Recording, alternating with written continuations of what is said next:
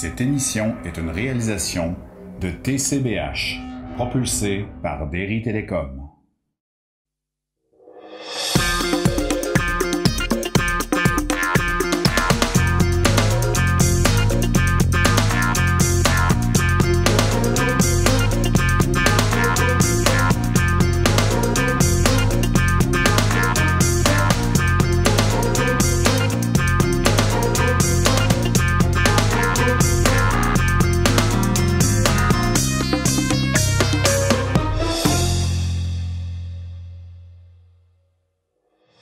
Bonjour tout le monde et bienvenue aux Infos TCBH. Une nouvelle saison de notre émission d'actualité commence. Je me nomme Marc-André Pépin et je vous présente maintenant ce qui nous attend cette semaine. Le 7 septembre dernier, les Vieux Copains, un groupe de musique pistolois, soulignaient Croque ensemble des Basques et ont amassé pour eux 750 $ pour leur 25e anniversaire. J'ai été à la rencontre de Raphaël Bastille, qui est le chef des opérations du service incendie de Trois-Pistoles, pour qu'il me parle de la formation des pompiers qui a eu lieu le 11 septembre dernier à bord de l'Héritage 1. On fait un petit tour du côté des Chevaliers de Colomb du Conseil 3917 de Trois-Pistoles le 10 septembre, puisque c'était l'épluchette de blé d'Inde.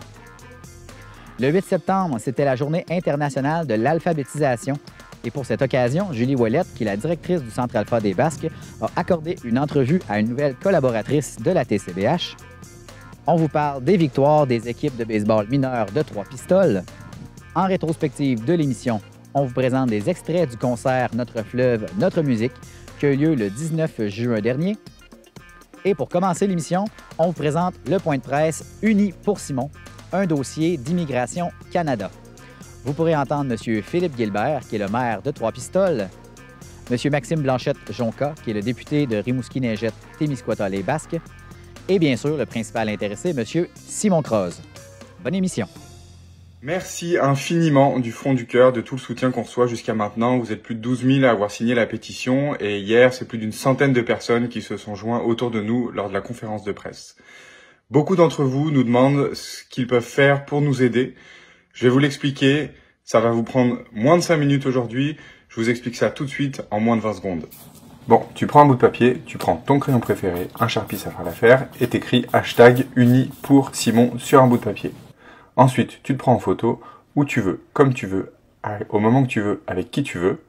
Une fois la photo prise, tu vas sur ton Facebook, tu crées une publication, tu choisis la photo que tu préfères, celle où tu souris et que tu regardes la caméra. Ensuite, t'écris hashtag uni pour Simon et A commercial Marc Miller. C'est bien important que les liens deviennent bleus. Ça veut dire que ça va interpeller le ministre. On veut un maximum de monde. On veut inonder les internets. On veut interpeller Marc Miller, le ministre de l'Immigration. On compte sur vous. C'est aujourd'hui que ça se passe. Bonjour tout le monde.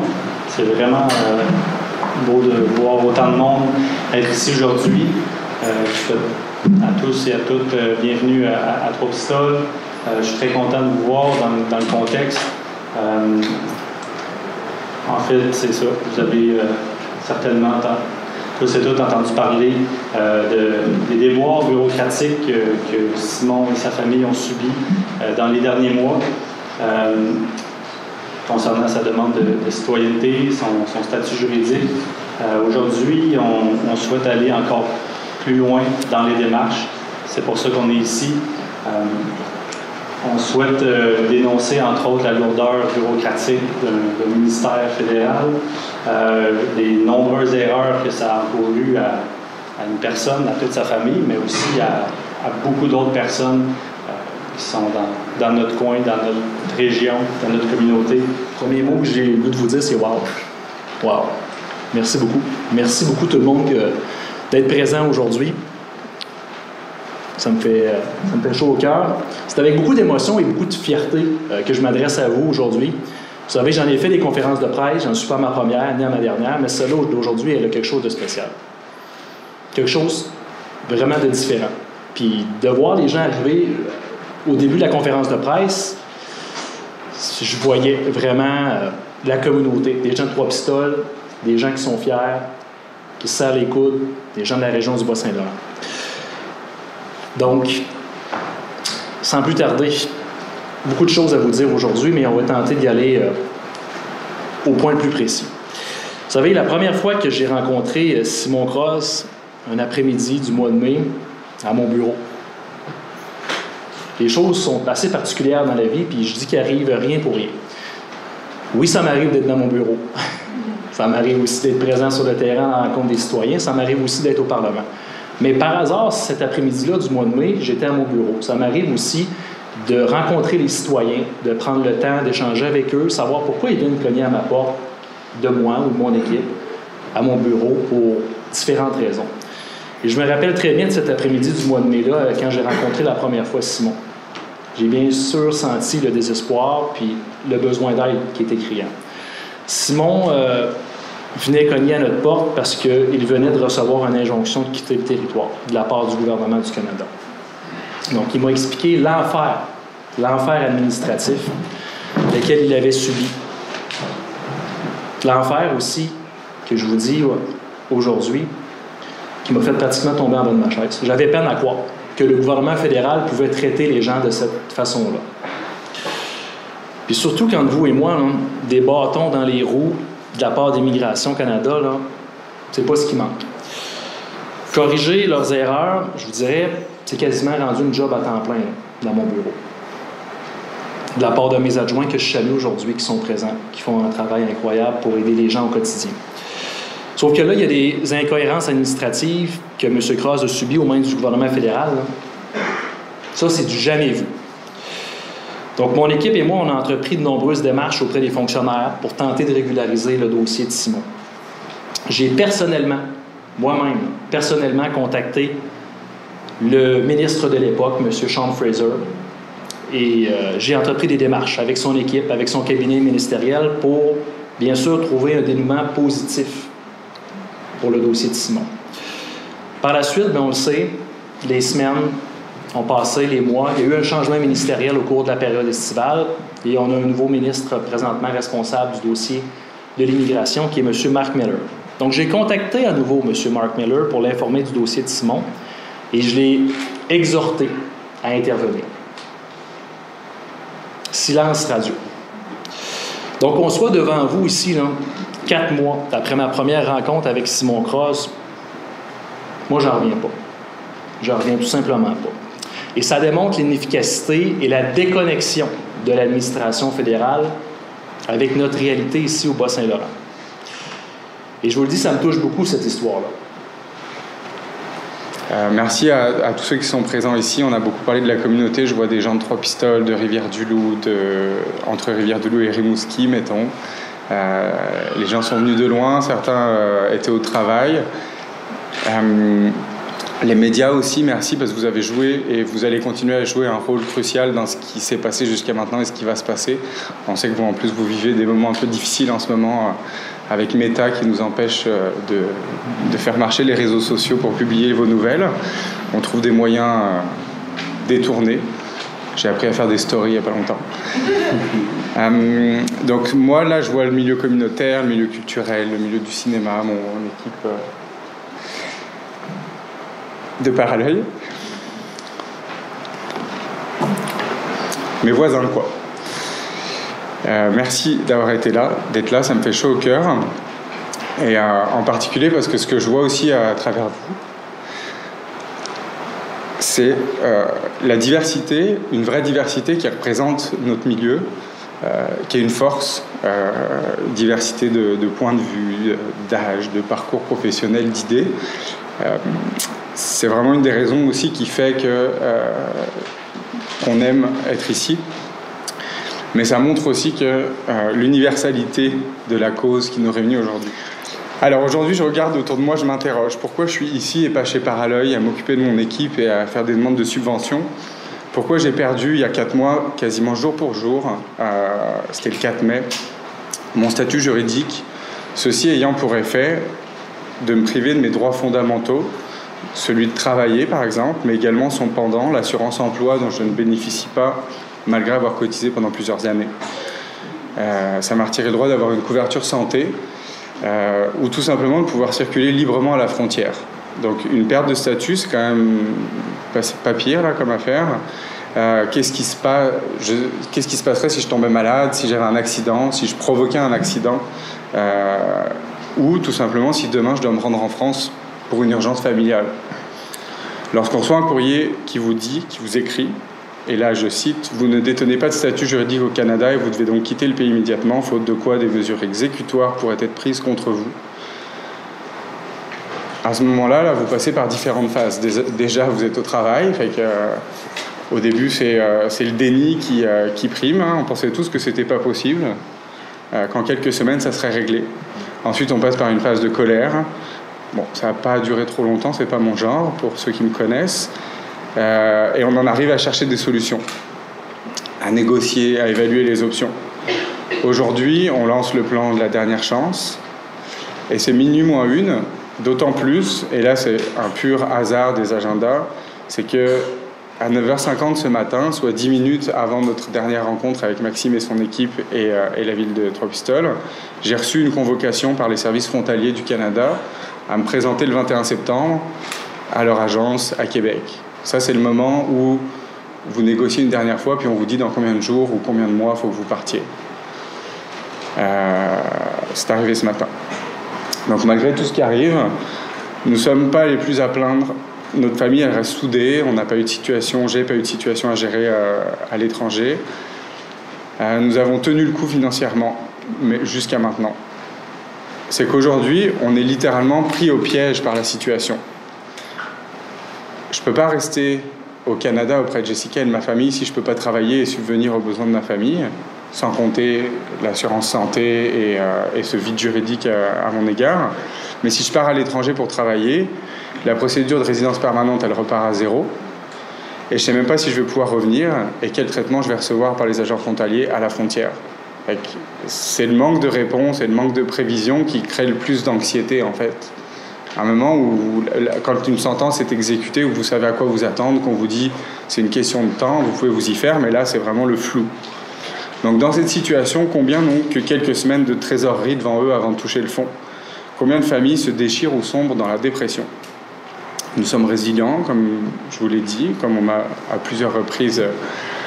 dit à plusieurs reprises, et on va continuer à se battre, parce que c'est un combat. Non seulement pour récupérer mon statut, ma place dans la société, et un peu de sérénité, mais aussi car ce privilège que j'ai aujourd'hui d'être entouré par vous tous, de pouvoir m'exprimer, je veux l'utiliser pour dénoncer toutes les situations similaires que vivent de nombreux requérants à l'immigration. Combien ne peuvent s'exprimer car ils n'ont pas la capacité de le faire, parce qu'ils n'ont pas la couverture médiatique qu'on a aujourd'hui et le soutien politique, parce qu'ils ne sont pas soutenus dans leur milieu, ou tout simplement qu'ils ont peur des représailles. Combien sont déjà repartis découragés? Est-ce qu'on a les moyens, comme l'a dit Maxime, dans le bassin Laurent, de perdre des travailleurs agricoles, des commis de caisse, des chefs cuisiniers, des travailleuses culturelles, des directions générales, de se priver de savoir-faire, d'expérience, de diversité, ou tout simplement d'un voisin sympathique? Mike Burton, c'est le Chief of Staff, fait que ça doit être le chef de cabinet de Mark Miller, ministre de l'Immigration, a écrit sur Twitter avant-hier, je vous le fais en anglais parce qu'il est écrit en anglais, mais on va le traduire après. Immigration has been and will be central to Canada's prosperity. It's a comparative advantage for our country. Donc l'immigration a été et sera toujours centrale pour assurer la prospérité du Canada. C'est un avantage comparatif pour notre pays. Maintenant, on va voir si les bottines suivent les babines. Aujourd'hui, j'en appelle à l'honorable Mark Miller, ministre canadien de l'immigration, à prendre ses responsabilités, à se pencher sur mon cas et sur celui des milliers de requérants qui sont ici, au Québec, au Canada, à attendre leur résidence permanente et leur permis de travail. J'en appelle au ministre pour rétablir mon statut juridique au Canada au plus vite, afin de retrouver ma place dans la société, dans cette communauté qui m'a adopté autant que je l'ai adopté. Et surtout, afin que ma famille puisse retrouver de la sérénité et enfin qu'on puisse reprendre nos projets soudainement mis en pause.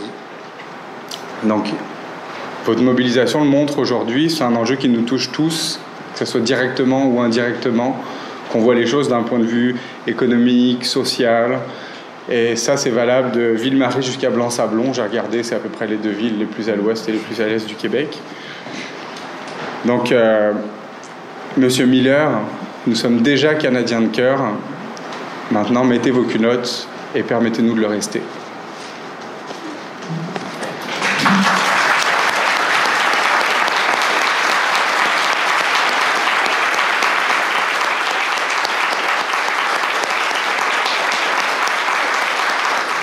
Bien, ce qui nous touche, en fait, c'est vraiment l'aberration aussi de toute cette situation-là, parce que Simon, c'est quelqu'un qui participe au milieu, qui est impliqué, qui avait un bon emploi, qui a une famille dans le coin, puis finalement, soudainement, son statut vient de changer parce qu'il y a une erreur administrative qui est arrivée dans le processus. Fait que, c'est le fait qu'il y a des graves problèmes au sein du ministère, dans l'administration du ministère de l'Immigration.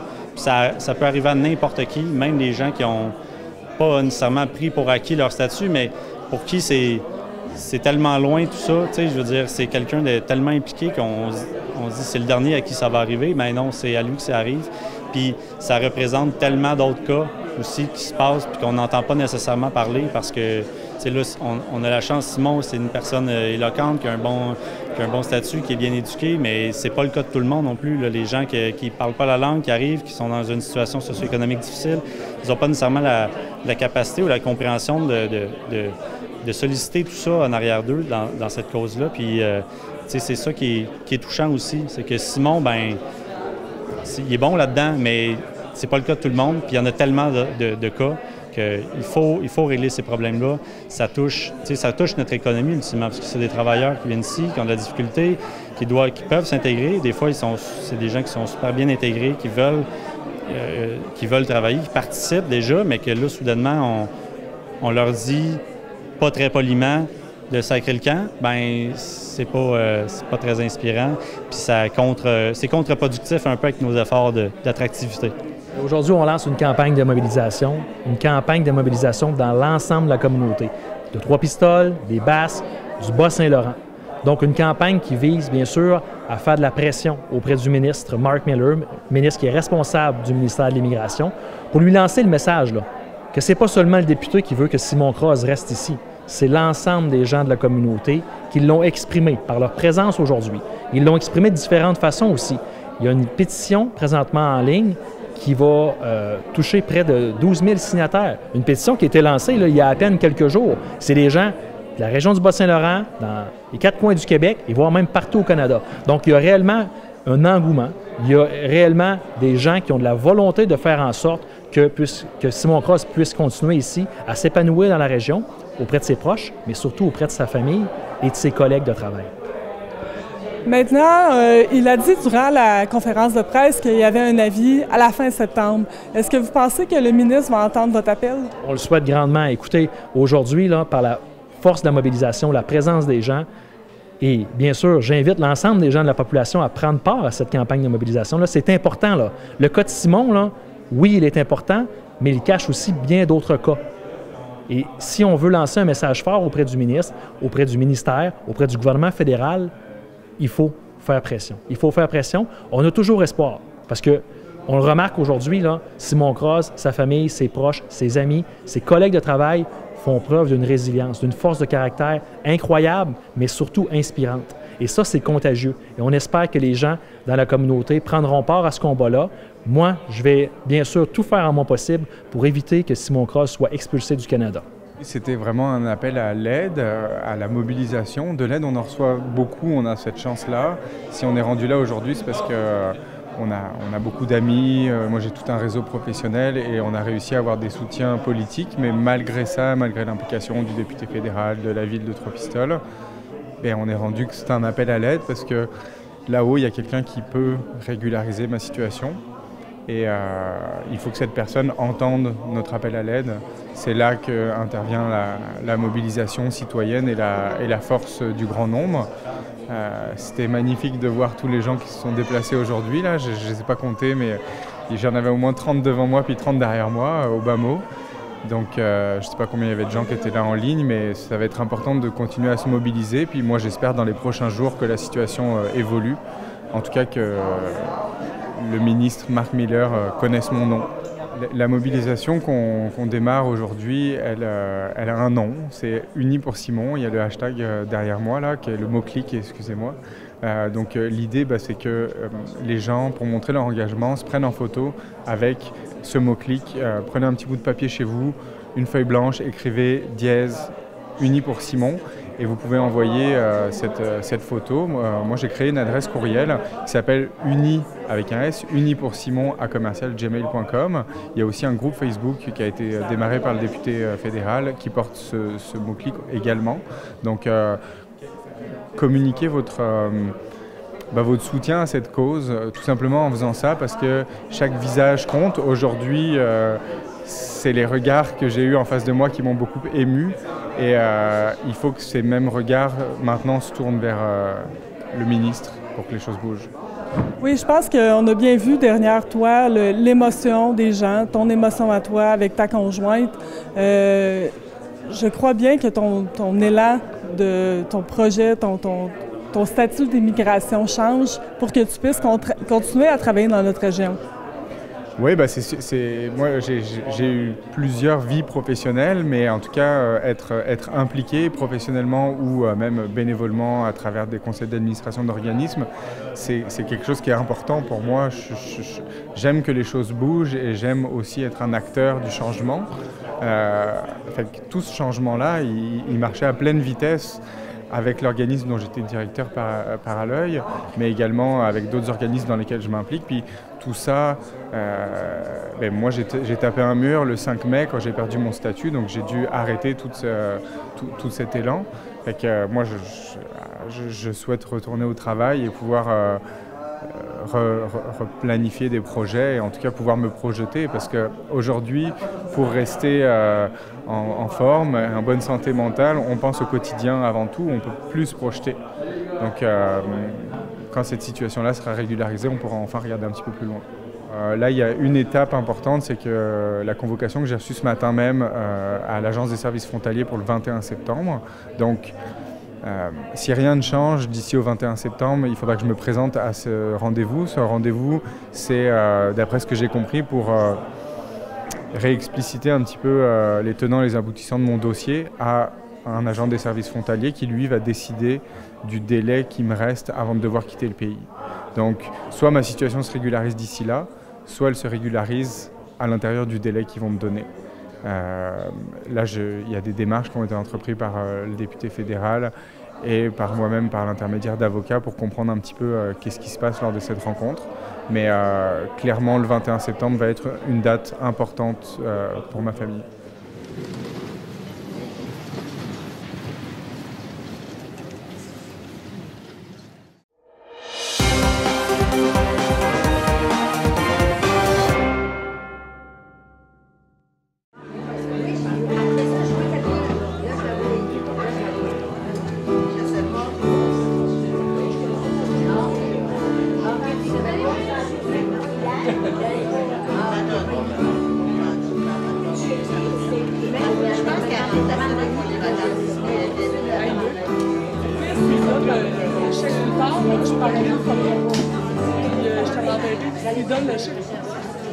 Jour ressemblait à des après-midi d'été, comme si pour être heureux, mais avec les jours remplis de soleil, et rien ne pouvait briser ce besoin d'être aimé, besoin qui nous fait glisser le long des jours ensoleillés.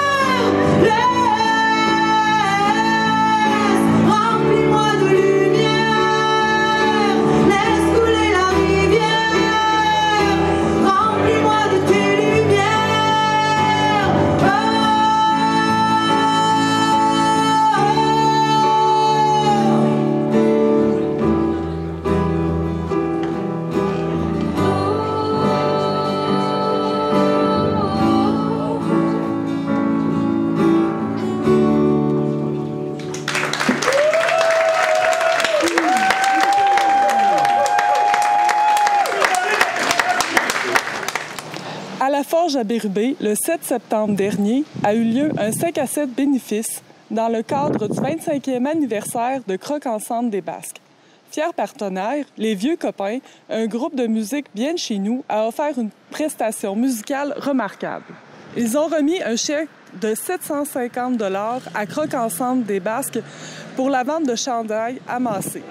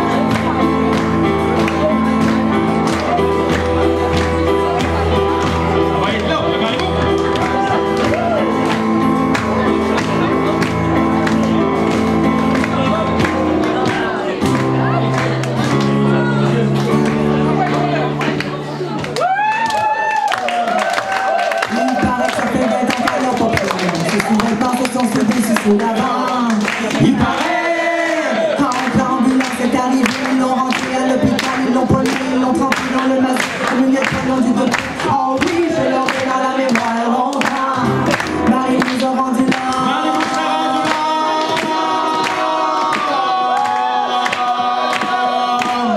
Sa carapace était pile pour la protéger de la rapace. La fille des moulins, c'est belle dans la race, c'était très.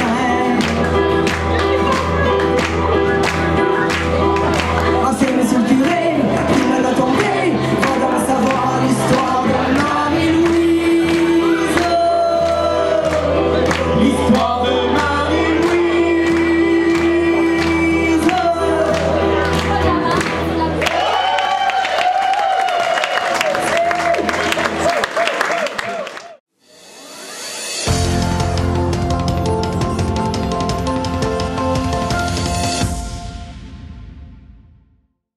Chaque lundi soir, il y a une formation qui est donnée sur différents thèmes. Ça offre aux pompiers une façon de combler le nombre d'appels qui est peu comparé à une grande ville. Donc, on vient combler par des formations. Puis, parmi toute la gamme de formations qu'on peut faire, il y a la visite de bâtiments ou de risques particuliers qu'on a en ville. Donc, lundi soir dernier, la formation qui était donnée, c'était une visite complète du bateau, incluant les espaces clos, les bureaux, les espaces communs là, du bateau. Donc, c'est une façon un peu de préparer, de préparer les pompiers si jamais il y a une intervention là, de les préparer à ce qu'ils reconnaissent les lieux. Là. Okay. C'est une formation qui a été donnée par le capitaine Racine qui est capitaine pour la compagnie de navigation. Mais M. Racine est aussi pompier là, à temps partiel à Trois-Pistoles. Donc, il a su nous montrer les risques qu'il y avait à bord du bateau, les matières dangereuses. Hein, c'est un bateau qui fonctionne au diesel, donc évidemment, il y a beaucoup de diesel à bord, mais il y a aussi d'autres risques là, qui nous ont été présentés. Là. Et, dernièrement, on a visité plusieurs bâtiments là, dans les municipalités de Notre-Dame-des-Neiges, Trois-Pistoles et Sainte-Françoise, dont, par exemple, Fibre de Verre Rioux, le centre hospitalier de Trois-Pistoles, l'église, l'industrie de béton provincial, là, JM Turcotte anciennement. Là. Donc, c'est des bâtiments qui ont été visités par les pompiers. Puis ça nous permet d'être beaucoup plus efficaces là, lors d'une intervention.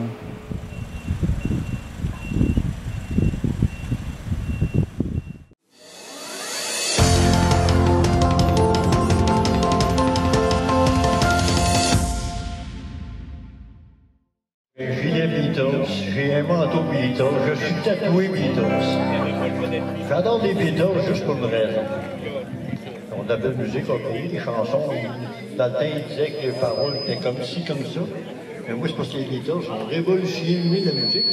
C'est eux autres dans le monde qui ont composé plus de 200 chansons. Il n'y a aucun groupe, personne qui a réussi à côté ça. Le sentier de neige des glaçons. De neige couvrant la mer et dans son cortège des anges Thérèse des sages des points dans les yeux que sur ton visage je tombe des petons de neige couvrant les chiens et la nuit de neige nous rendait je t'aime dans la paix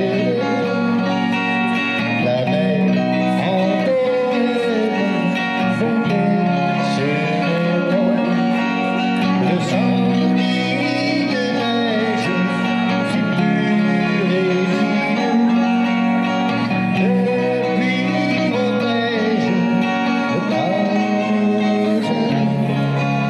je t'aime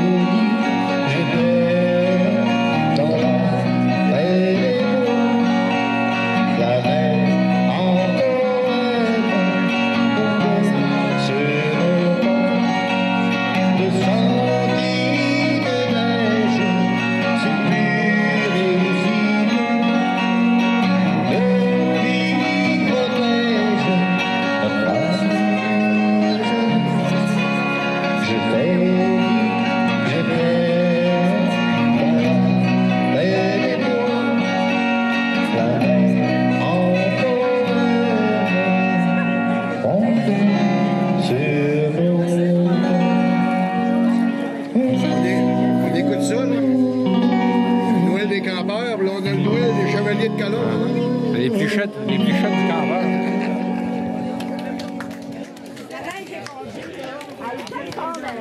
La neige est fondue, c'est pour ça, c'est pour la faire fondre.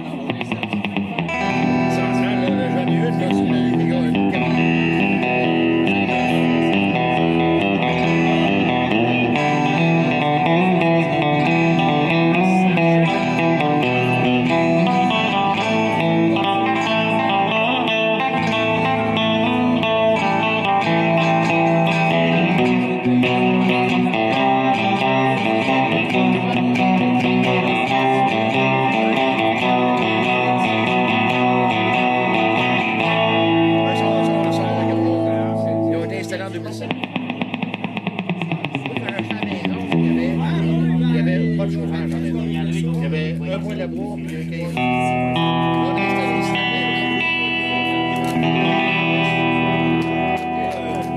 Là, on a installé le chauffage électrique.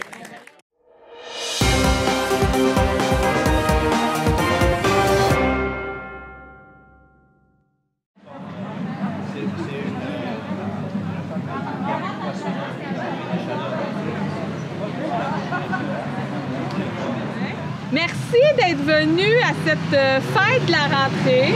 Puis on a fait une spéciale de fête de la rentrée, le plus gros cette année. Puis on l'a fait pour la Journée internationale de l'alphabétisation, qui est aujourd'hui le 8 septembre. Des fois, on la change de place, mais là, on est vraiment la journée du 8 septembre. Fait que je vous remercie de venir en si grand nombre de participer avec nous.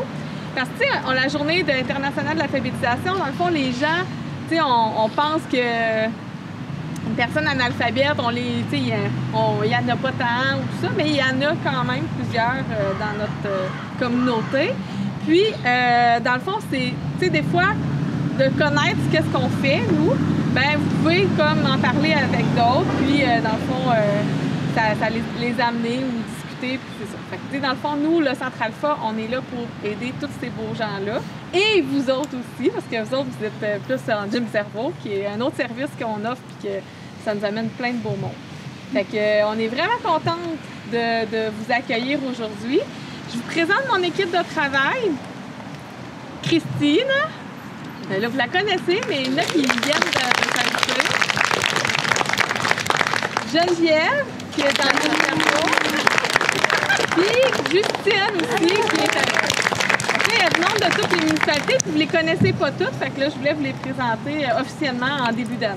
La Journée internationale de l'alphabétisation, c'est une journée qui a été mise dans l'année pour souligner tous les efforts des personnes qui sont analphabètes ou peu scolarisées, qui mettent pour apprendre ou se perfectionner en français.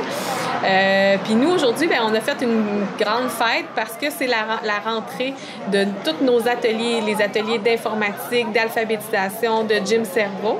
Fait que l'aide aux devoirs avec les enfants, fait que c'est notre comme début d'année. Fait qu'on a fait une grosse fête pour rencontrer nos gens de toute la MRC des Basques. Dans le fond, on a différentes personnes qui viennent au Centre Alpha. Il y a des personnes analphabètes. Ça, j'en ai presque pas, même, je vous dirais même pas. Pas parce qu'il n'en existe pas, c'est vraiment juste parce qu'ils sont difficiles à aller chercher. Puis, les gens sont habitués d'avoir des repères, puis ils veulent pas déroger de tout ça. Ils fonctionnent, fait que c'est difficile d'aller chercher de l'aide. Mais on a des personnes qui, eux autres, veulent se perfectionner, apprendre davantage, garder la mémoire active. Fait que ces gens-là, ils savent lire et écrire, ça va super bien, mais ils viennent comme garder leur mémoire, toutes les règles de grammaire qu'ils connaissent pour mieux accompagner soit leurs petits-enfants ou juste voir du monde. La majorité viennent pour socialiser. Fait que aussi, c'est que ça leur donne une belle occasion de se rencontrer puis créer un lien familial là, avec d'autres personnes. Hein.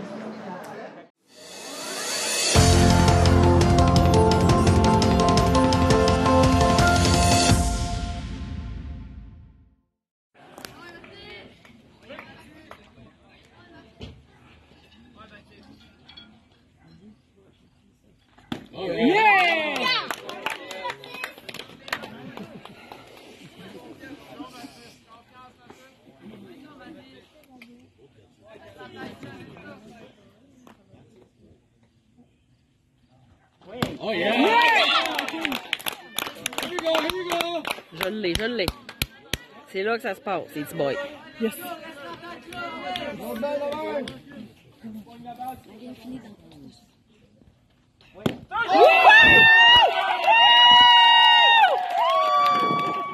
Eh bien, le baseball se porte bien ici à Trois-Pistoles, plus que les héritiers, Pee-Wee A et Atome A ont respectivement remporté les grands honneurs lors du tournoi régional du Bas-Saint-Laurent. Soulignons aussi que le Moustique B se sont inclinés malheureusement en finale. Les héritiers représenteront alors le Bas-Saint-Laurent lors des championnats provinciaux qui aura lieu à Varennes la semaine prochaine. Alors on souhaite bonne chance aux deux équipes.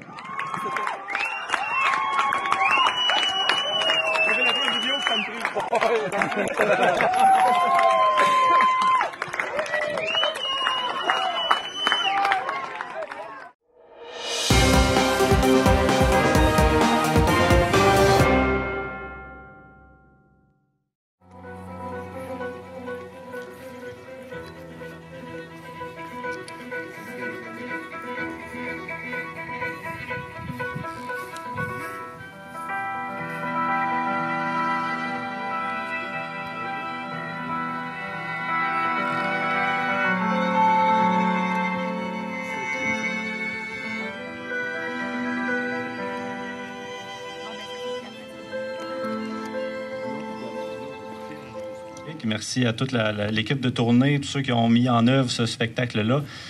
Donc, je pense qu'on va avoir un très beau spectacle. Grâce à eux, on a pu avoir la belle température. Donc, profitez aussi de la vue juste en arrière et profitez de la belle musique qu'on va avoir. Donc, merci à tout le monde et merci à tout l'orchestre pour le magnifique concert qu'on va avoir. Je pense qu'on peut le dire au futur. On va avoir un très bon spectacle. Merci à tout le monde. Bon spectacle.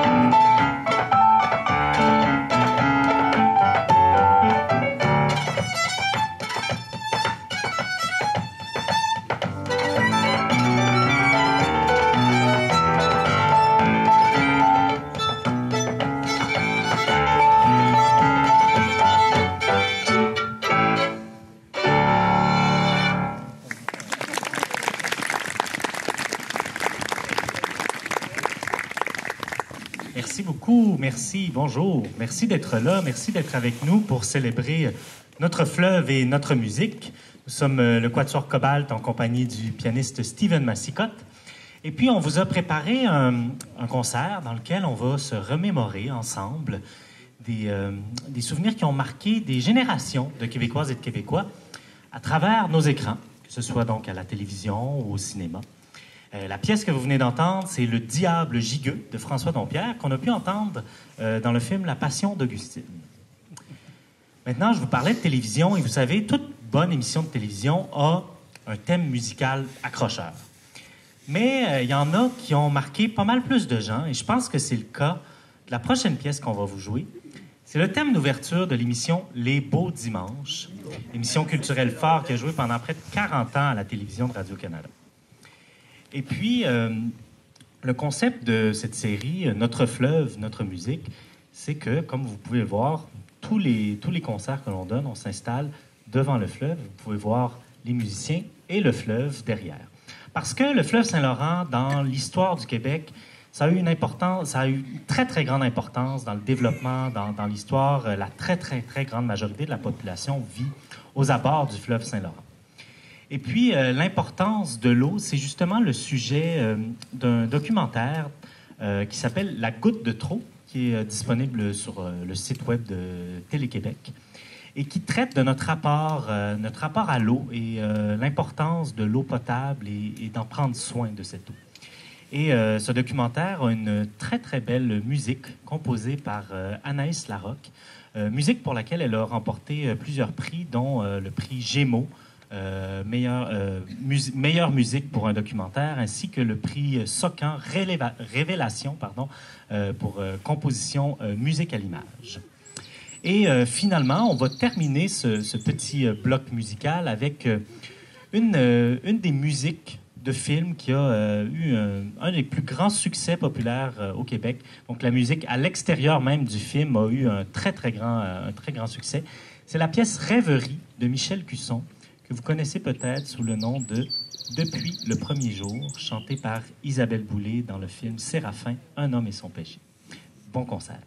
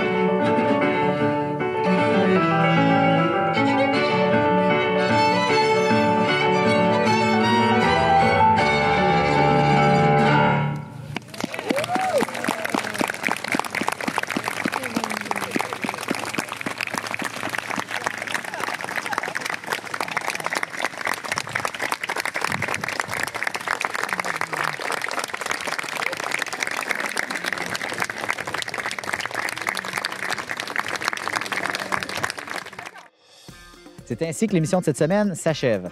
J'espère que vous aurez apprécié les reportages que l'équipe de la télé vous a préparés et je vous invite à vous abonner à la chaîne YouTube de la TCBH afin de voir ou revoir les reportages et les émissions qu'on prépare. Sur ce, je vous souhaite une très belle semaine et nous, on se dit à la semaine prochaine pour d'autres infos TCBH.